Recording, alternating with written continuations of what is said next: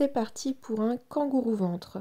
On va venir déjà installer l'écharpe sur les épaules avec le milieu au milieu devant nous. Donc il y a une petite étiquette, on fait bien attention que l'étiquette soit bien au milieu.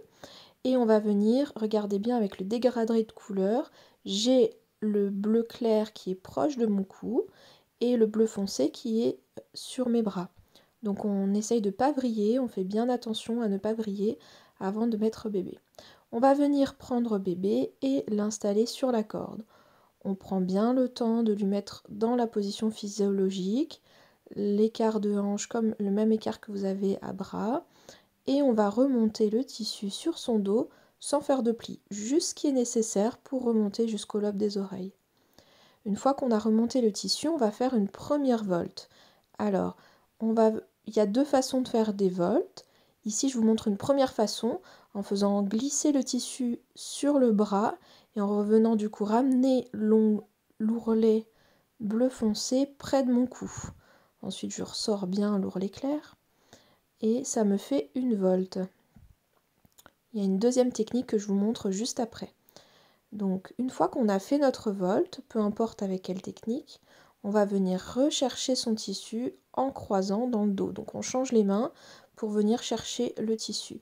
Et là, on fait un premier serrage en tirant sur la totalité du tissu pour sécuriser et on le ramène dans l'autre main. Et voilà, je vous montre comment faire une volte d'une façon différente. Donc vous prenez la technique que vous préférez. Je vous montre un peu de plus près. On vient chercher l'ourlet près des oreilles de bébé et on l'emmène vers l'extérieur pour faire une volte. Ça fait exactement la même volte, les deux techniques. À vous de faire la technique qui vous va le mieux. Et on prend en croisant dans le dos le tissu et donc on a notre nœud qui est presque terminé. Il faut qu'on fasse le serrage. Donc pour faire le serrage, on va commencer par le bleu clair puisque c'est l'ourlet qui est proche du cou de bébé. Et on va venir tout aller à environ 5 cm tirer sur le tissu. N'hésitez pas à faire la petite danse des épaules pour bien serrer le tissu. Alors je vous accélère un petit peu la vidéo.